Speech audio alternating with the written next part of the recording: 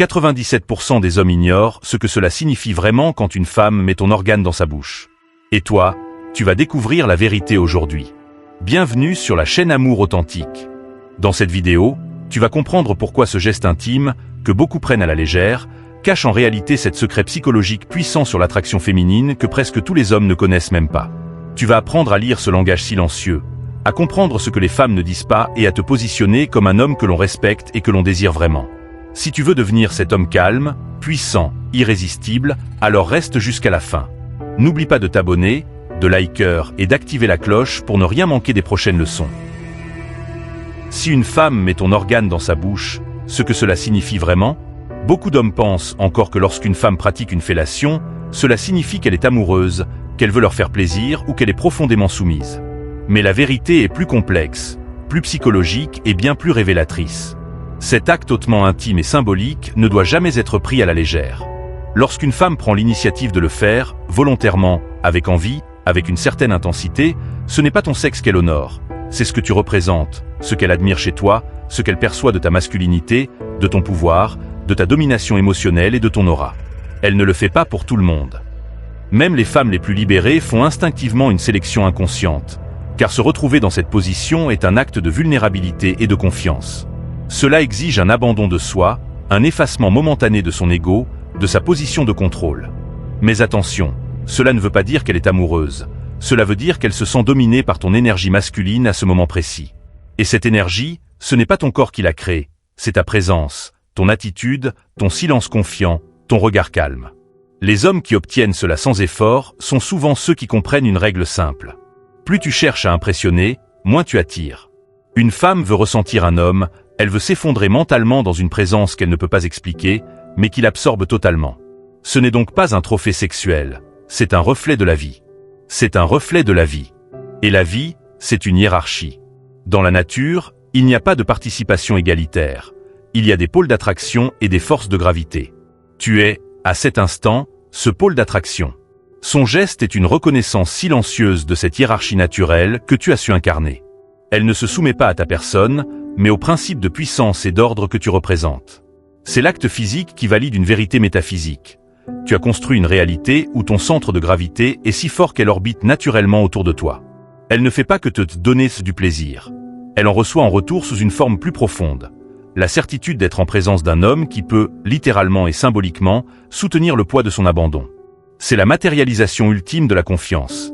Elle place une partie de son intégrité physique et psychique entre tes mains, convaincue que tu es celui qui peut en être digne.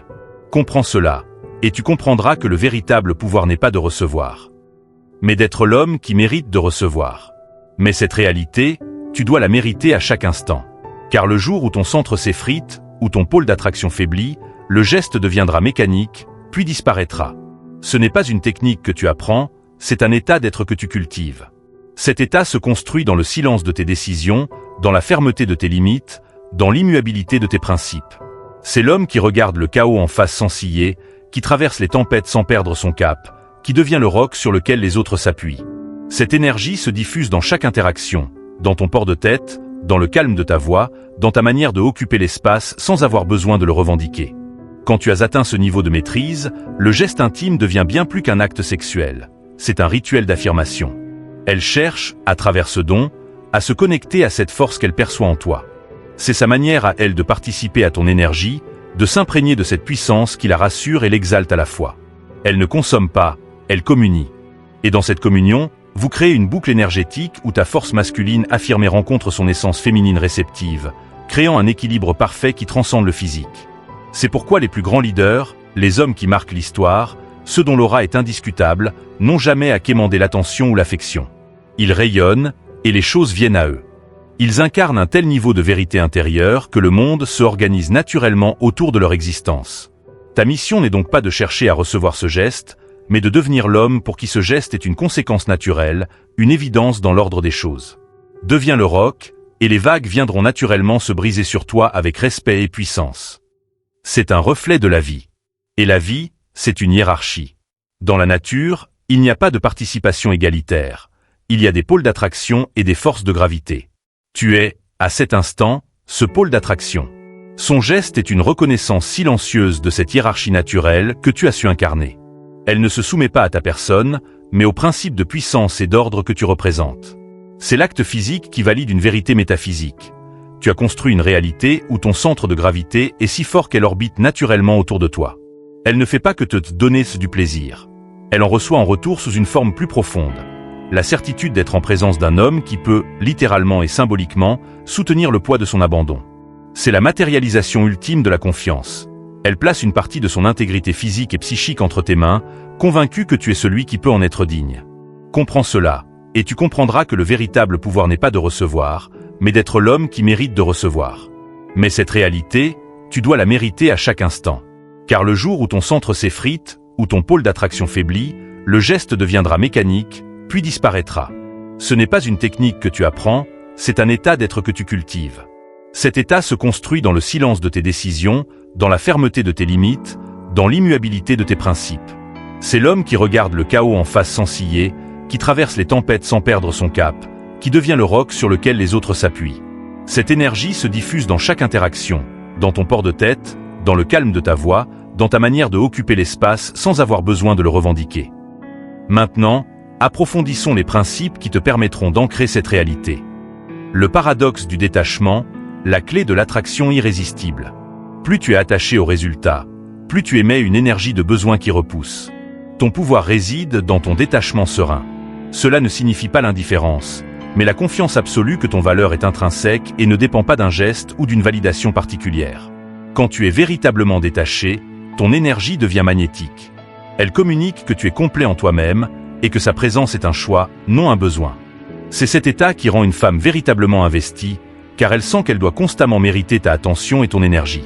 La souveraineté émotionnelle, ton arme secrète. Un homme qui maîtrise ses émotions est un homme que l'on ne peut pas manipuler. Ta paix intérieure doit devenir ta forteresse. Apprends à observer tes émotions sans leur obéir aveuglément. Quand une femme teste tes limites, et elles le font toujours inconsciemment, ta capacité à rester calme et centrée est ce qui construit un respect profond. Elle sait alors qu'elle ne peut pas t'émotionnellement déstabiliser, et cette sécurité psychologique lui permet de s'abandonner en toute confiance. Ta stabilité devient le cadre dans lequel elle peut exprimer sa féminité sans retenue. La maîtrise du langage non verbal, le dialogue silencieux du pouvoir. 93% de ta communication est non verbale. Ton regard doit être stable et direct, sans être agressif. Tes gestes doivent être lents et délibérés. Ta posture doit être ouverte et ancrée. Chaque mouvement doit communiquer la maîtrise de soi et la confiance. Pratique la respiration diaphragmatique pour maintenir ton calme en toute situation. Ton corps parle constamment. Assure-toi qu'il dit « Je suis l'homme qui mérite » et non « J'espère que tu m'acceptes ». Le principe de la rareté. Ta valeur se mesure à ton accès limité. Ton temps, ton attention et ton énergie sont des ressources précieuses. Plus tu es disponible, moins tu as de valeur perçue. Cela ne signifie pas jouer à des jeux, mais avoir une vie et une mission si passionnantes que tu ne peux pas être toujours disponible. Quand une femme sent que tu as un but plus grand qu'elle, elle fera tout pour faire partie de ce but. Ta rareté crée la valeur, et la valeur crée l'attraction. Rappelle-toi, ce n'est pas une manipulation, c'est une alchimie.